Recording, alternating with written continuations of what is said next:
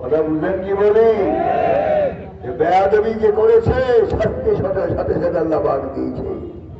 5 তারিখ কোতোয়ালি থানার উনি বড় অফিসার, গায়ের মধ্যে কাপড় ছিল না, ইনশাআল্লাহ একদম উলঙ্গ করে রাস্তার মধ্যে সাঁতরে রাখতে চাইছে, পিঠের চামড়াগুলো উঠে দিয়েছে বেয়াদবে। ঠিক করে বলো?